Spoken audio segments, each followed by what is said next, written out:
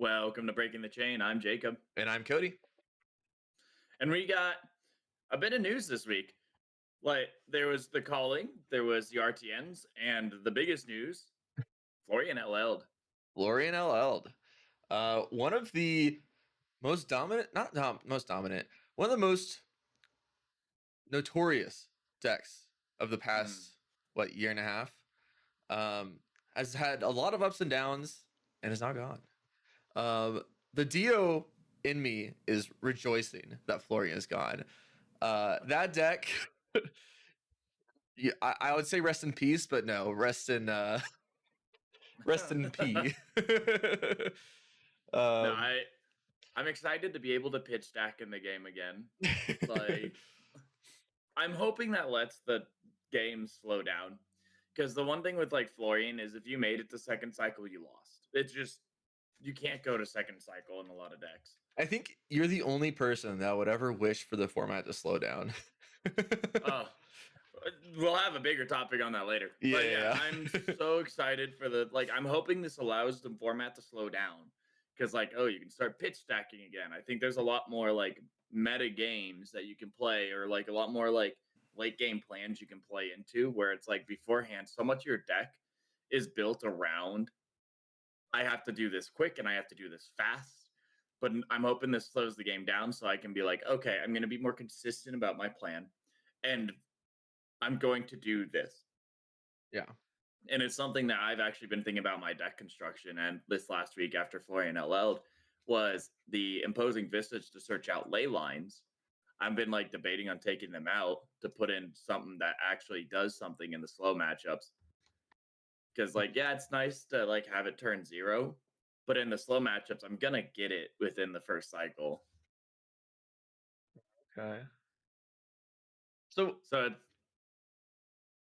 I guess I never like so sorry, explain to me, because I never really looked at Florian and was like, this is what's causing the format to speed up.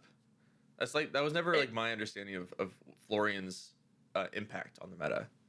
I mean, that's fair. I don't think that it's necessarily all Florian. Like, obviously, there's aggressive decks that push that too. I just hope it allows the format to slow down, because Florian just didn't allow slow decks to exist. Is like the big thing. I see. Okay, that makes more sense. It's like, yeah, I think the other decks are pushing it to be fast, but Florian just said, no, you can't play this fatigue Pallades list. You can't play Valda, that like late game stack Valda. Like, yeah, I okay, that makes more sense. Okay. Yeah, so now with Florian gone, yeah, some of those more pitch stacky, long-term grindy decks can exist. One we're going to talk about later. Yeah.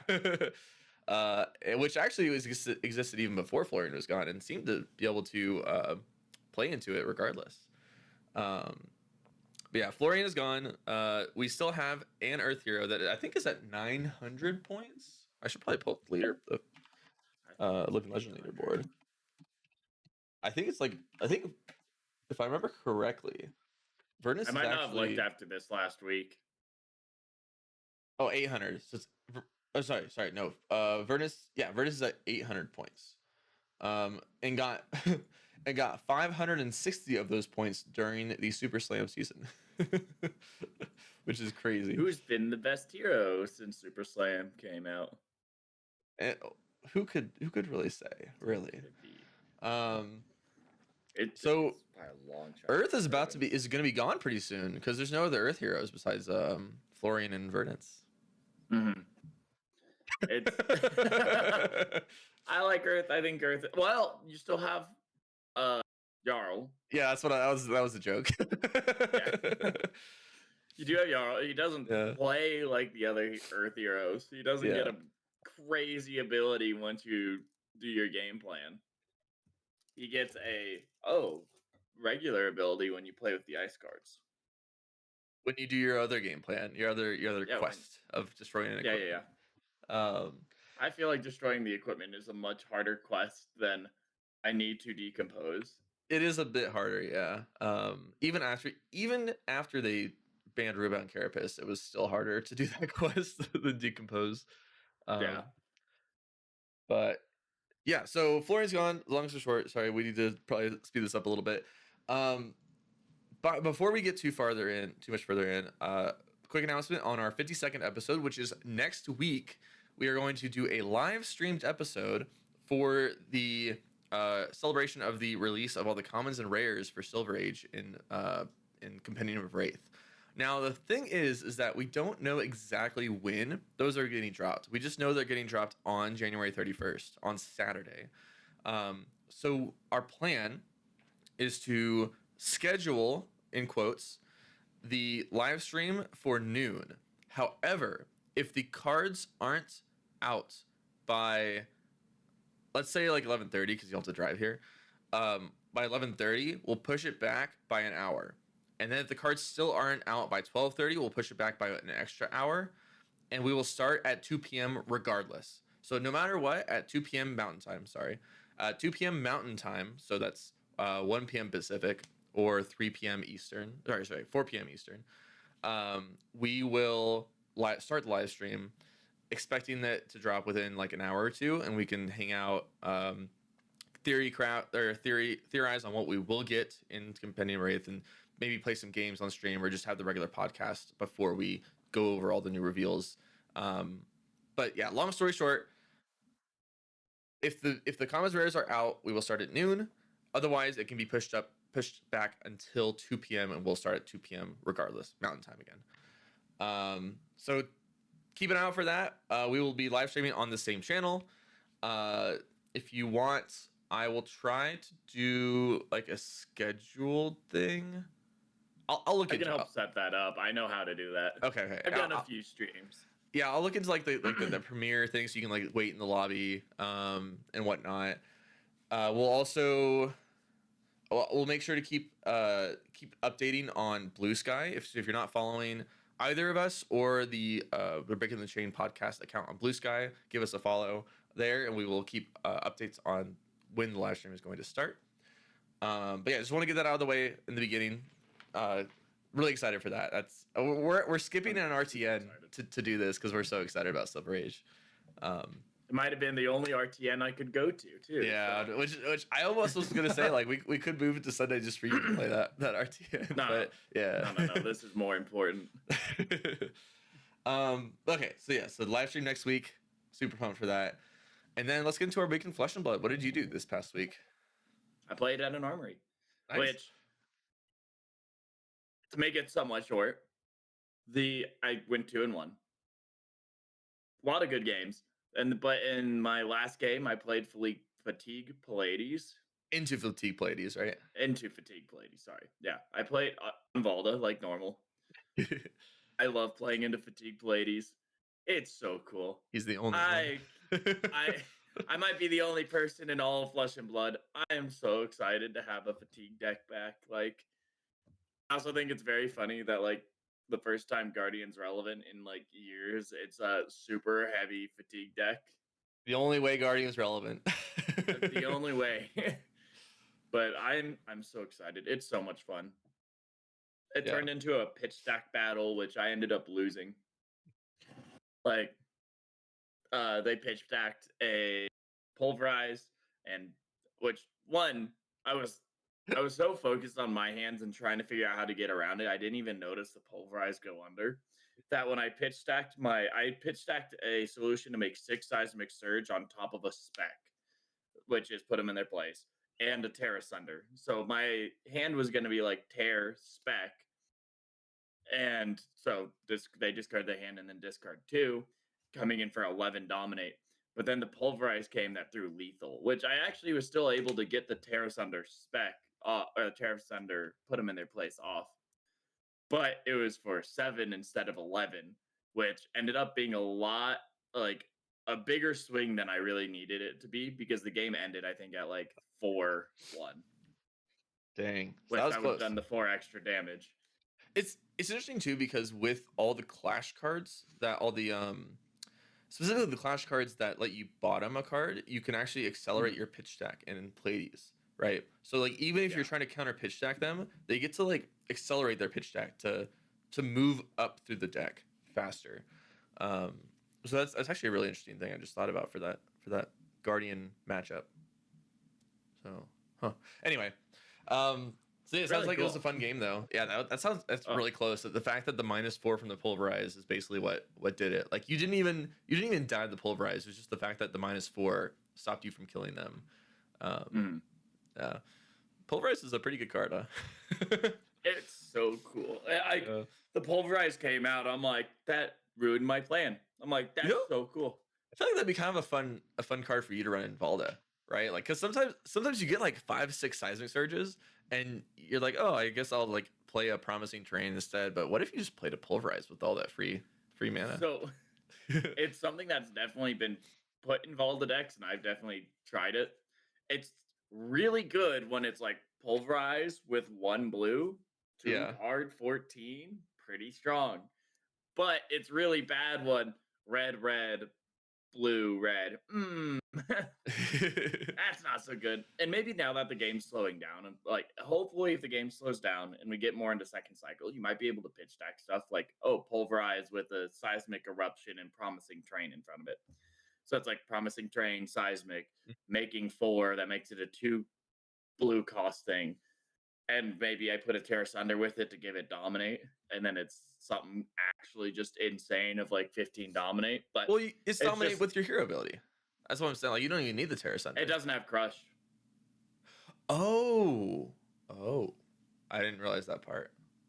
Yeah, it's an Never on mind. hit, which is Yeah, interesting. never mind. Never mind. Okay, yeah, it's not as good then. I thought it was getting dominate from your hero ability, but No, it's still like a super cool card, but it's just yeah, rough. Like especially when the game feels so first cycle right now, yeah. drawing it and not being able to play it. Okay. So what are the decks that you beat before you ran into the Pleiades? Oh no, what were they? I was just so caught up on that Pleiades game. It was so cool, but it Yeah. was. Oh, I feel so bad. Oh, it was Marionette. Hmm. Who was my first one? Reinar. Oh, Reinar. Yeah, which I think Valda is pretty good in the Reinar. It actually was really close, and I think I was supposed to lose, Oh yeah. but it was like one they played flawlessly. Like beginning of the game, they were able to. They never gave me that third seismic surge, and they kept throwing like attacks for like 16 or something crazy like that. They're like, oh, tear into swing big. It's like 16 damage. I'm like, this is a lot. How am I supposed to get around this? And they played really well, but it was like I was down. I think it was like 14 to 36. Jeez. But it's like luckily, like I had set up for a big hand after everything that happened. I was able to take a lot of momentum. But at one point, they finally drew like it was very late game, and I threw my spec dominate, and I think I was at like four, and I was at a pretty low life threshold. But the spec made them discard their hand, and they drew a hand that was pretty much unplayable. Oh. Whereas, like, I think we both agree if they drew a hand that was good, I was dead. If it was like mediocre, then it definitely still was a game. But like that, like them just drawing that unplayable hand allowed me to keep the momentum swing and take them out the next turn. Yeah, and you're a much more aggressive Guardian. So like Reiner is typically the like, counter to Guardian, right? Because they're very defensive. But you're so aggressive Yeah. with the way that you can play that you don't care if your cards get intimidated as much as others. And the other thing about it is usually like Blood Rush Bellow, like the first Blood Rush Bellow means nothing because I'll have Seismic Surge. Oh, you drew two cards. I create two more Seismic Surge. It's really easy for me. And then Reinar's explosive turn with Blood Rush Bellow usually has like some other draw and discard effect or Yeah. this, that, or another thing. So it ends up being like I get the six Seismic Surge really easy. And then if I hit six Seismic Surge, that means my shield blocks five. So Yeah. the first seismic surge, I practically negate. If anything, the first seismic surge, if you only threw two attacks, I actually gain one life because I block shield for five. That's interesting. Yeah. It's like it's super weird. So it's like the first or like the first Blood Rush Bellow is pretty much negated by playing Valda, which is really, really interesting. And also, you can't intimidate the shield. Yeah. That's I'm really excited to see how this format turns out, which we'll get into later. Um, but yeah, anything else for your week in Flesh and Blood before? No, how about your week in Flesh and Blood? Yeah, I played an RTN last weekend. There were 24 players. That was the cap at the store. There were definitely more people that wanted to play, but the store is pretty small. So 24 players. I brought Dash.io, my love. And unfortunately, it was not the right pick for that tournament because there were only 3 Jarls. To be fair, I was originally told there were 4, but there were only 3 Jarls. However, my first 2 rounds were into 2 of those Jarls. That's rough. Yeah, it was pretty rough. What was interesting though is that the first round, I should have been able to win. I made a couple tiny mistakes. Basically, I did draw pretty unfortunate. I drew some like 3 item hands, and I wanted to be able to block and set up, right? And it was not. It was. I only say kind of unfortunate because those 3 item hands, they included like a Tekla Pounder or a Plasma Mainline. So I wanted to be able to like block 2 cards, play Plasma Mainline, right? But I couldn't do that. I could only block 1 card, play a Plasma Mainline, and then like IP an item. And then the next hand I drew 2 more items. One of them was a Tekla Pounder, which is great, but again I couldn't block, so I just kept taking too much damage. And then at the end of the game, on the turn I wanted to pop off, he natty drew Fused Oakenold. So it was like, oh, and then I would literally just have taken it and set up more if I just had the health. And I even told him that I was like, I wish I could, like, if I hadn't taken so much damage early, I would just take this and play 2 cards, or and just pass back. But I couldn't because I'd taken so much damage earlier in the game. But there were some small mistakes that I made that I could have played better. And it was game deciding. I think it was something like I had to boost one time that I didn't boost, and then not boost another time. It's like some small things like that. But like if I had just done a couple small tweaks, my hands that I drew would have been different. I would have, and they were just the correct plays. Not even in hindsight, they were just the correct plays to make. So lost my first game against Jarl, and then I played into a Jarl round 2, and I was like, oh my god, am I just gonna go O2 drop? But I ended up taking that one down. They didn't have like a full eject. They were running, I think it was like Skull Cap instead of. I'm trying to remember what the helmet they usually run. The ice helmet, Cornet's Peak. Actually, the first year I wasn't playing Cornet's Peak either. I think they were on Balance though, and Balance is not Balance. Okay. They were. I think the first one might have been on Balance, but regardless, Balance or Crown Province is way better. Crown Province lets you block with another card in the big turn, right? You crown your arsenal, you get a 5th card. It's actually like super important to just arsenal a card to be able to crown and have a 5-card hand on a blocking turn. Exactly. And so like they had like a little bit less armor. Their first few turns they kept IPing D reacts, and so I was just like setting up and not taking much damage. So I ended up winning that game for that reason. And then my round 3 was into a Prism, and I played against Michael Lau on Prism twice at the last RTN. And I won the first time. I basically Giga high rolled, and it was not even a game. And then I played him in top 8 and lost. I got fatigued, and it is mostly because I didn't see a single max V that game. I kept boosting him away, or they would like I would furnace and I would hit one, and so I lost all 3 of my max Vs and didn't get to play any of them. And so I attributed that loss to that. I was like, okay, I got fatigued because I didn't get to play a single max V this game, and I also drew really badly that game too. I made misplays. I lost because I made misplays. But my thought process was, okay, I only got fatigued because I got a super unlucky like deck order. And so against this Prism, I didn't board up. I basically ran like 62 cards.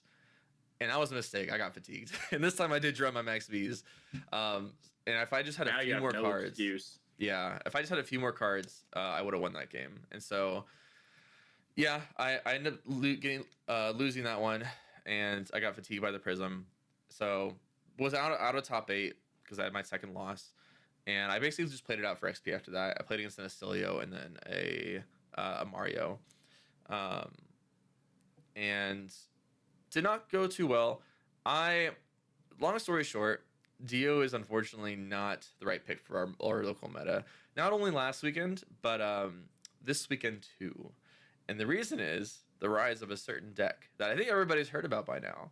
which is Fatigue Pallades. I mean, I brought it up a few times this podcast Yeah, already. I'm not very good with but secrets. now we're gonna talk about it. Now we're gonna dive into it a little bit. So Fatigue Pallades is a deck that Damien, I think his last name is Riggins.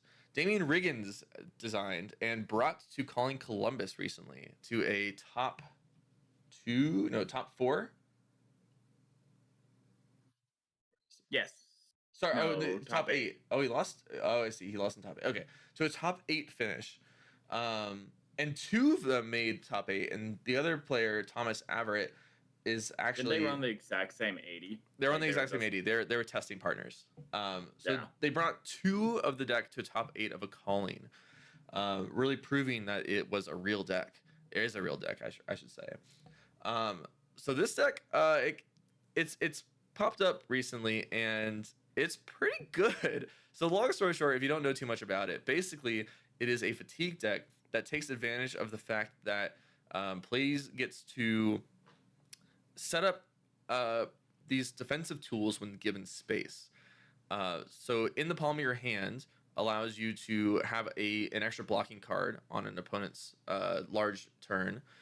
You also run, what is it called? It's the aura that prevents the damage every turn. To be continued. To be continued. It also runs to be continued, which is really good into Syndra and Assassin to stop the flick damage, or just like some incidental damage. And you get to keep it around for a while by playing other suspense auras and moving the counter over, so you can prevent 3 damage with it, and it's 3 damage that would have leaked otherwise. So it just has a ton of tools to really enhance the fatigue game plan and use the space that you're given appropriately. Whereas other fatigue guardians would typically just hammer every time you give them space, this deck can actually do a lot more than that. It also runs Miller's Grindstone to take more cards out of your opponent's deck, and it runs the Tough Smash Up card, which is the Clash card that gives you a toughness if you win the Clash, and you get to bottom the card that you reveal to pitch stack faster and to cycle further into other clashing cards. So some of the big stuff you can do with that ability is you can block with Tough Smash Up and Test of Iron Grip, which is the block card that your opponent discards a card if you win the clash, or you discard a card if you lose the clash. So you can block with both of them on an attack, or block with the Tough Smash Up first. Check what you will clash with, bottom if it's a miss, or keep it on top if it's a good card, and then Test of Iron Grip confidently when you do that. So it basically maximizes the use of Test of Iron Grip against the aggro decks, or even any deck really. It gets a lot of extra blocking power with these Tough Smash Ups by getting toughness tokens.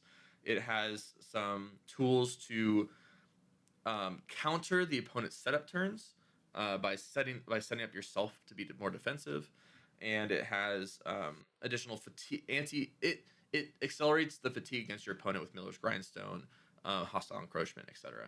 So it just does a lot of things to really maximize the fatigue game plan. It's not just like I block and do nothing deck. It's like I block, but also I am proactive in my fatigue plan. I'm proactive in my setup. I'm proactive in actually playing the game. And it's actually, I tried it out a bit. It's pretty fun. It's a very interesting deck.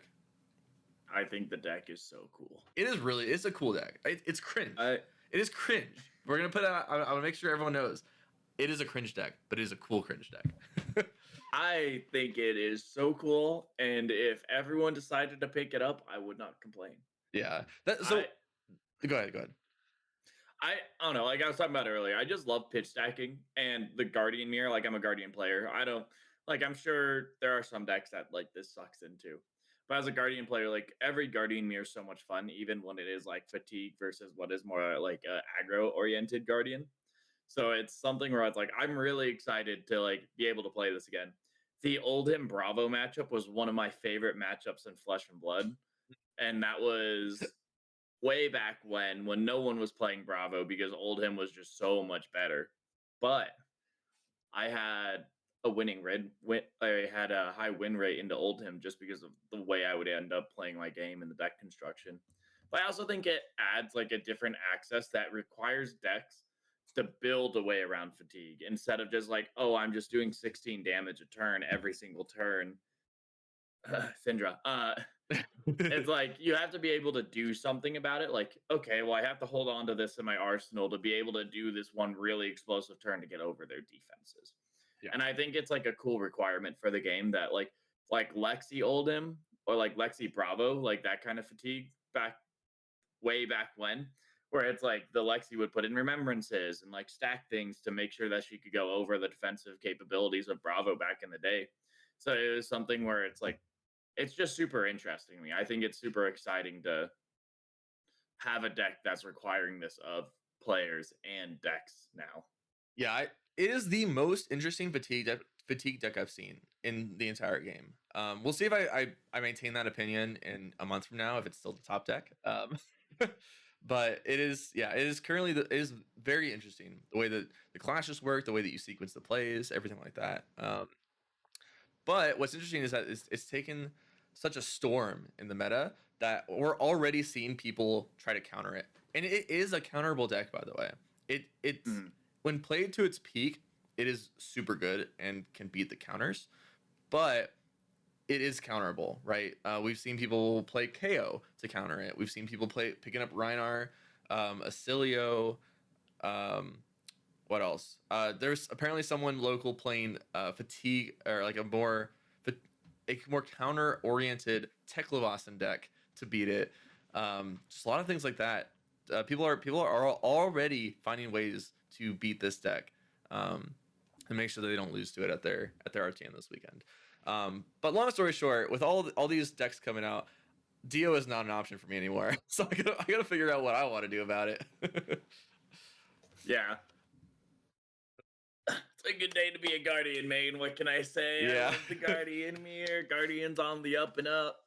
And the cool thing about Valda is I play against a Guardian and all of a sudden half my cards gain text. Like Yeah, I forgot you because you run some of the like Master Pack Guardian crush cards. the old one cards. Yeah. Yeah. It's like which is really funny because they're actually terrible into Pallades because like she just doesn't care about the okay, destroy my aura. I'll just draw my card now, I guess, and set at the Yeah. start of my turn. Or Yeah. That is funny with the Spencer is it's when they leave the arena, so destroying it actually doesn't do anything. yeah. So it's like 9 times out of 10, it does not matter. And then the one that like destroys equipment, like Pallades usually uses it for just health 90% of the times anyway. So it's like, okay, I'll just Yeah, it's block like, the oh, thing you took now out some health, instead. which is sometimes relevant, but Yeah. not a big deal when it comes to like the fatigue matchup. So I will say that I did threaten that into a headbutt pummel the next turn into the Okay. fatigue Pallades on Tuesday at the armory. That felt so good because I'm like, oh, give me your armor. And and I destroyed their skull cap through it, Oh, which okay. was sick. And then I threw headbutt, dominate, and they couldn't block with any of their equipment, which they had their equipment suite other than their helmet at that point.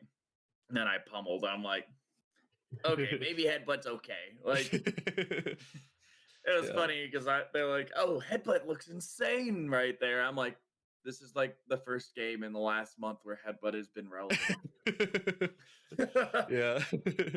um yeah. yeah, so it's interesting because like yeah, it's a very counterable deck. Actually, I was just thinking about it like during the call. I was thinking, you know what? There was a version of Dash IO running around when High Seas first came out, and it was using Cog in the Machine to Mhm. have a fatigue endgame against fatigue decks, like decks that would fatigue you rather, like Florian and whatnot. I I do I wonder if actually that could remember work. that going around. I wonder if that could work. Maybe I'll have to look into that one. It's interesting. But anyway, um, we have a lot to talk about, so I want to move on. Just a Yeah. side note, we got some more quote unquote spoilers this week. We got a Riches spoiler. It's not just like the regular cold foil that we were expecting to see. It's like an actual new art and everything. So that's pretty cool. What are you gonna Yeah. say? I don't know. It's the heart reprint. A Super heart sick. reprint, I love the art. gorgeous. Like that. By the way, there's another reprint heart. If you haven't heard, Yes. beautiful. I don't know. uh, The Riches art is like a little weird to me. Like I saw it spoiled, and I was just like, oh, yeah. okay. I forgot there's some other spoilers too that I didn't put in here. But yeah, Ooh, the the Hall of spoilers. yeah, the hall spoilers. But yeah, the Maybe there was richest more the this week richest than I spoiler thought. is it's it gives One Piece art.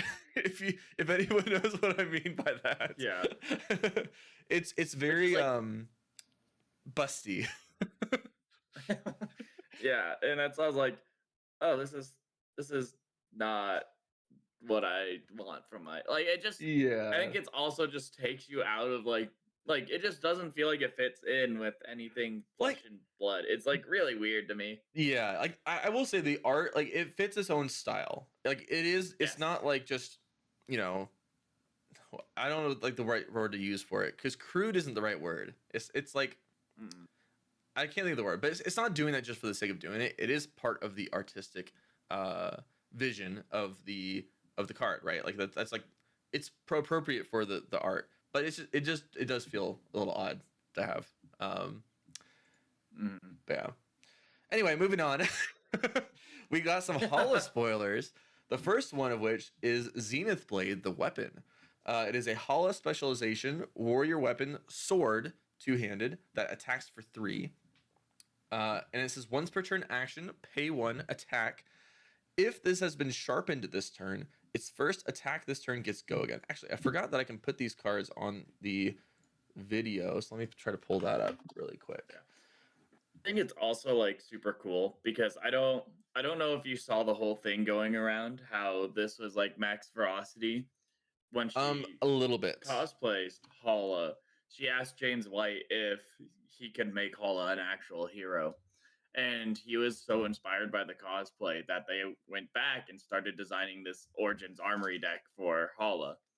And they made sure to make the I don't know like if she completely made the weapon all by herself or if it was something like she was inspired by previous art on Hala, but they made sure to try and make the weapon as close to the cosplay weapon she made. That's cool. I did. So Yeah, it's like super cool. I saw a little bit about that, but I didn't know that much details. That's really sick. That's cool. Yeah, that they involved the community in that way. Yeah, Um, it's really cool. yeah. So Zenith Blade, really, I like the weapon name. So the fact that it Mhm. has, if it's sharpened, its first attack is go again. So two things with that. One, I'll put up Hala, the hero, on the screen here. And as a reminder, it's action, pay 3, tap, sharpen target sword you control, go again. Um, so you can't do it as a reaction. First of all, you'd have to do this first. It costs 3. So currently, what you can do is you can pitch a blue, uh, get sharpen your Zenith Blade. So now it has a +1 counter on it. You can pitch another card to swing for 4 go again, and then you could like play a CNC or something after for a 2 cost attack. Mhm. Because the Zenith Blade you can't swing it a second time. There's no. It's not like Dawn Blade, or it's not like Dory rather, where she says if you've hit this turn you get to swing with your sword a second time. This doesn't have that. You don't have that ability here. So you have go again on your Yeah. weapon, yet. Which speaking of, we got even more spoilers for Hala. Which the first one is Edict of Steel. So let me pull that one up. Which is a red 0 cost warrior action that blocks 3. That says sharpen target sword you control. If it has 1 or more +1 counters, create a flurry token. A flurry token, by the way, let me pull that one up because it's very relevant. A flurry token set is a warrior token aura that says when you activate a weapon attack, destroy this, and you may attack with the weapon twice this turn. Now that's something interesting, by the way, that I just noticed. It says twice. It doesn't say an additional Yep. time. So if you stack flurry counters, you can't attack more than twice, unless you have another way to attack an additional time. But it It, says twice. It doesn't say an additional time. mhm. So my dream with this, like I thought about this, is Yeah. you Arsenal Oath of Steel, and then you natty draw the uh edict the spoiler, the one Yeah. that lets you attack Edict of Steel. twice and get edict of steel, and you get the twinning blade, which lets you attack an additional time. So you edict of steel, get a +1 counter on it. Oath of Steel, get another +1 counter on it, and then you swing for it for 5, go again into Oh, but it needs to have go again from another source. Maybe you have the boots, that Dory's boots or So whatever. the That top you can give go again on hit. Then it's 6 on hit. yeah, this can go again. Then Twinning Blade lets you attack an additional time into 7 on hit.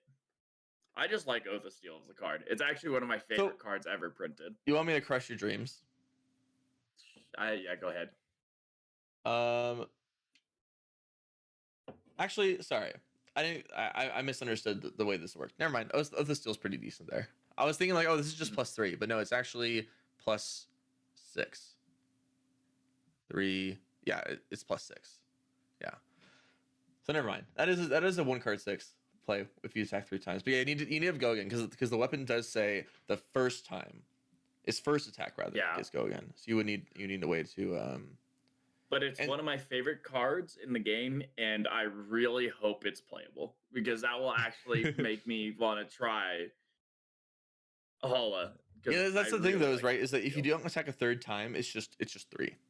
Because you attack twice, it gets the +2 +1 counters, but the first one's only +1, the second one's +2. So it's like you have to attack a third time, and you have to give it go again. And that's the weird part too, is that Zenith Blade says the first time, and so you lose like agility synergy, right? Because if you attack with the agility to give it go again and then sharpen it, it's already done its first attack this turn. I mean, you could do Blade Runner, and on its second attack, give it go again, and your third attack gets +3. Yeah. Obviously, you can run some of that stuff, but what I'm trying to say is like it has anti synergy with like some of the other stuff, like agility tokens, which Warrior has used in the past. It'll be really interesting to see what support she gets. Maybe there's some cards in Companion of Wraith that are really good for her. Some people have brought up there's some I think it's like Monarch cards that say like if the weapon hits, you get to attack an additional time with it. You can run some stuff like that. That would be so cool if that card's good. I can't remember what it's called. Dustpath Pilgrimage. Yes. How I know that? Well, I thought there's another one too, isn't there? Because Twist and Turn is dagger only. Yeah, I guess it's just us. Yeah, Duskpath Pilgrimage is the one I was thinking of though. But it is interesting. Feels so cool. Like, how did I remember that card? Yeah, so there are ways around it. We'll see if there's a build that makes sense for her. I do think that she's not terrible as is. It's just that she's not doing anything particularly strong compared to the other warriors. Dory, but worse right now. Yeah, kind of. But we'll see. There could be something really cool coming out of it that lets you play Oath of Steel. Exactly. That's yeah. I might be off Guardian for a minute if I can Oath of Steel a Zenith Blade. Just a minute. So what was I gonna say? Okay, so those are the spoilers we got. We are going to get a lot more spoilers in the coming days. We actually have some scheduled release spoilers. Let me see where those are, because someone did post something about that. There it is. So we're going to get a spoiler from Max Ferocity. Oh, sorry, we already got that spoiler. My bad. We're going to get a spoiler from Mansant on Thursday. And then... Okay. It does say... This now says Friday, January 30th instead of the 31st, which is interesting. So we might have a good amount of time. We might be able to start right at noon for our live stream for all the commons and rares. And then we have a ton of spoilers from content creators on Saturday as well that will get dropped throughout the day. So we already have a 7 a.m. one from Lupine Fiasco. We have a Fabberry spoiler, a Fab Workshop spoiler, Boosting Spendog spoiler, Agrablaze, and Eugene C spoiler on Saturday, where no live stream is going to happen. So not only will we get all the commons and rares, but we're going to have some other spoilers to go over as well. That'd be really cool. I can't wait for the Valda spoiler to come out, because obviously they're giving her a new hammer that's better. They're doing the prism treatment. Yeah, surely. And we'll also get Betsy's log. That'll definitely happen. They confirmed Liath weapon. Did you see James White comment like, "Oh, it's coming"? Like, yeah. And everyone's like, "Oh, it's just gonna be like the Savage Claw or whatever it's called," where it's not actually that. That would be so good, though. It would be good, though. It would be good. It won't be anything busted, though. Is what I'm getting at. It'll just be like, oh, it's better than Titan's Fist. You know. That's huge for Guardian. It is huge for Guardian, yeah. But all right, so we also had Calling Columbus this past weekend. It got 318 players. Also, a side note we forgot to put in here: this was the most viewed calling ever. I don't know what the number was, but I heard that it was the most viewed calling ever, which is really cool. The fact that this calling had 318 players, this game is growing. It is seriously growing, Oh, yeah. and we're seeing the numbers to support that. Well, and like I feel it around this area. It's like Yeah. getting into like an RTN or a ProQuest. You have to like call in a month in advance. It's Yeah, like, they're filling up. Like crazy. it's been hard to actually just Yeah. play in these local tournaments too. Like there's just a lot of Speaking of players. which, I should probably call to get scheduled for the ProQuest like Yes. right now. I should probably do that right when we hang up. Yeah. Yeah, exactly. But yeah, so we had Calling Columbus 318 players, 38 Arachnes, 33 Gravy Bones, 30 Florian, 23 Acilio, and then Kasai, KO, Syndra, Dash IO, KO, or Cheeto rather, Fang, a lot of other decks beyond that. Verdus was only 12. Some of the notable ones, there were 8 Pleiades. There were 5 Valdas at that calling. I don't know what happened, but I respect every single one that brought Valda. And yeah, it seems kind of standard, kind of what we expected for the top of the meta. Nothing too crazy there. The conversion rate for day 2, the most number was Arachne with 16 copies and a 42% conversion rate. Only slightly beaten by Acilio with a 43% conversion rate in terms of the actual like large numbers. And then there were 0 Verdants that made day 2. Yeah, which is crazy to me. Yeah. And then 3 of the 8 Pleiades made day 2 for a 38% conversion rate. And then top 8, there were 2 Pleiades, 2 Acilio, a Florian, a Mario, a Gravy Bones, and a Katsu that made top 8. Katsu is so cool. I didn't actually Yeah. get to see any of the Katsu games. I didn't I either. really need to go back and watch it. But I like saw the top 8. I'm like, Katsu's in top 8. I'm like, that's pretty sick. This Yeah. is so cool. I wonder if that was a top 8 game. I didn't get to see too much of it, unfortunately. But hopefully that was a top 8 game that we got to see. Right. And then the winner was Michael Jaziker, our world champion, on Florian, which ended up LLing Florian. So yeah, pretty cool calling. I thought it was the coverage was really good to watch. One of our locals, Mercy Bickle, who was the previous world champion, right? Or was it 2 years ago? I think it was. Well, she isn't a world champion. She. Oh, sorry. got second Finalist. My bad. place at World. Finalist. Yeah. But it wasn't. It obviously wasn't this last one, but it was the one before, right? I think. Yeah, I think so. It was on Aurora versus Enigma. So yeah. Local to the Denver area and casted and did a really good job casting that too. So that was fun to watch for that reason as well. And then jumping ahead, since we are starting to run low on time for ourselves, we have the RTN Week 3 results. The most wins was Florian with 15% of wins, or 17 wins. Then it was Acilio with 10%, Verdance with 10%, KO 9%, Mario 8%, Dio 7, Gravy 7, and then Syndra, Fang, Kasai, Prism, all in like the 5 to 6 range. And then some others down there as well. So Florian dominating the RTNs last weekend. Yeah. Earth still up there. And then Dio did actually a little bit better in terms of the overall like percentage. But yeah, otherwise nothing too crazy, nothing too unexpected there. Finally, did you have anything to talk about that before we get into our topic of what to do after your hero LLs? All right, so what do you do when you're hero LLs? There's going to be a lot of you out there that were playing Florian, and that was your only hero. And now you're like, what do I do? I'm lost. How would I play my RTNs? How do I live on? So first, you're going to implement the denial stage of grief. Your hero is still playable in LL. You can play LL, surely. That'll work. And maybe your armory opponent won't know the hero LL'd, so you can still play it at armory and just hope that it works. And then anger, tweet at LSS. Let them know. Hey, why did my hero LL? You could have done something better. you should have banned something so I can play this game longer. And then you're gonna quit the game because you're mad that your hero LL'd. And then bargaining, you're gonna wait for Florian 2. You'll be like, surely Florian 2 will come out next week. And then depression, you'll play Reinar. uh, or you'll in this case you'll play Jarl because you can play your Earth cards, and then that's your depression stage. Depression. Play Yarrow. And finally, acceptance. You'll find a new hero you love, and that's what we're going to talk about here. All jokes aside, what do you do when your hero LLs? And the real thing is find something you love, because you will find something else that you will enjoy just as much as your hero that LL'd.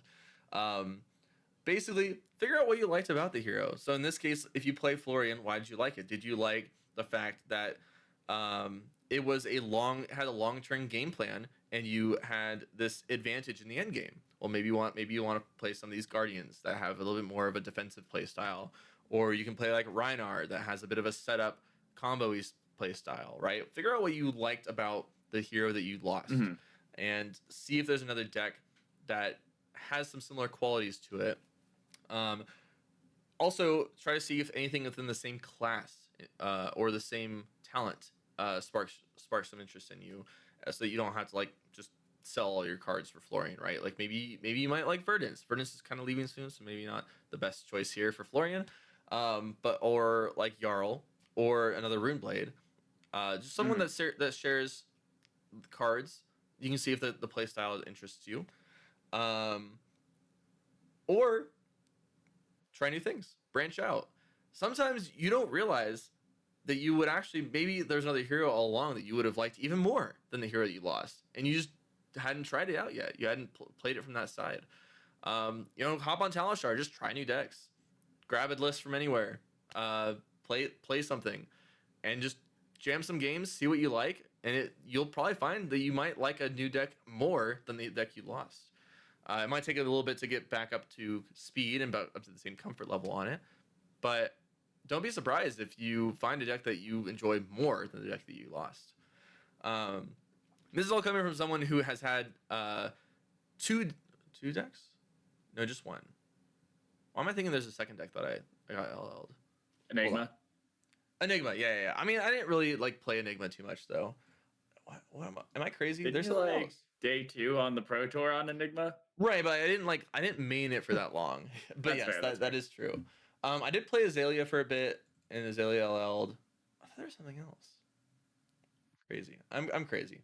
Anyway, but yeah, I mains like from basically this when I started the game until she LL'd. I mained a Dromai, and when she LL'd at PTLA, I didn't really know what to do. So like first I played Prism because that was the easiest transition, right? It's another illusionist. I use some of the same cards. So it's kind of a similar play style, but it didn't really click with me. I kind of just defaulted into an illusionist without really figuring out what I enjoyed, and that was a mistake because I played Prism, and I played it because I felt like I should play it, and not because I actually liked playing it. And what I should have done instead was I should have tested all the different heroes and find something that I actually enjoyed playing before just defaulting to the same class. So that's something that's like a not a disclaimer, a warning to those of you that might have just lost Florian and think, okay, I'm going to move to Verdance because I have all the cards and that's just the natural thing to do. I want to let you know, like, try other decks first. Try things that don't make sense to switch to first. See if there's something else you'll actually enjoy before you invest your time and money into a new deck that you just think that you'll like. Because that was a mistake that I made. I was like, I call myself, every time I refer to that period of time where Dromai Eld, I say that I was homeless with a deck. I tried everything. I tried Katsu, I tried Azalea, I tried Reinar, I played Enigma and Prism, and what else did I play? I played Vincent. That was a mistake. And then I finally played Dash.io. I can't even remember why I started playing Dash.io. I think it was honestly that like Mara played it, and I was like, yeah, I'll give it a try. And then I just found out that I loved it. Like it was just the moment I started playing it, I was like, this is amazing. I love this deck. It's so much fun to play. It clicks with my play style, like how I like to play the game. And so there was a long time where like it was kind of tough. I was playing all these decks and nothing was clicking. I wasn't doing well in the tournaments because I kept switching decks and not being comfortable on them. And I was like, I I wasn't almost giving up on the game, but I was just like at a point where I was like, I'm not finding fun playing the game doing this, because I was trying to force some of these decks without like just kind of jumping around and trying to really figure out what I actually liked to play. And so basically what I want to get at is really think about what you like about Flesh and Blood, what you like about the hero that you did play and enjoy, and try to spread thin before you dig into a hero. Spread thin, try a lot of heroes, see what you like, and then go from there. Play a little bit more, make sure you like it, and then look into like making that your new main hero. And you'll find a lot more success that way. If you try to spread yourself thin, try new decks that you wouldn't have expected to like, and go from there. I know you haven't had a hero LL, but is there anything you want to add to that? Yeah, and one thing like I wanted to add was like something I should probably do myself is like I haven't had a hero LL, but it's like before your hero LL is like try different decks, like go around, like maybe it's not competitive season, try something that's not Valda and only Valda. Like I need to set Valda aside and be like, let me try this deck and try other classes too. Because like maybe you don't like it for the army and whatever. Like you can drop it and go on the next week. But I think that will definitely help you in the moment at LLs because you already have an idea of what decks you do and don't like. And you don't have to go through the whole Cody experience of trying every single deck in the game to finally give up and try the one deck you thought you wouldn't like and end up liking it after everything. Exactly. And then that's something too, is that even if you have a hero that isn't even close to LLing, it's just a good idea to play other decks, to see the Yeah. game from a different perspective, and to like understand from your opponent's perspective why they're making the decisions they're making, and lets you understand how their deck plays to then play into it better. So it's just a good idea to play other decks in the first place. But yeah, try not to get caught with your pants down when when the ban happens, the LL happens, and have already some other decks in the back of your mind that you've been playing. Yeah, anything else you want to cover before we sign off? All good. All right. I'm Oh, ready to so go. just as a reminder, we're gonna have our live stream next week. There, Mm. we'll plan to start at noon, and then we'll push it back Next but, Saturday too, not yeah, the sorry, Friday yes, release. next Saturday, the 31st. So follow us on Blue Sky. We will continually update there on when we're gonna start there. But initial time noon. Latest time we'll start is 2 p.m. based on when the spoilers come out. And what do you think about the current meta, the current Pleiades deck? Let us know in the comments below, whether on YouTube or on Spotify. And with that, I'm Cody. I'm Jacob. And thanks for watching and listening.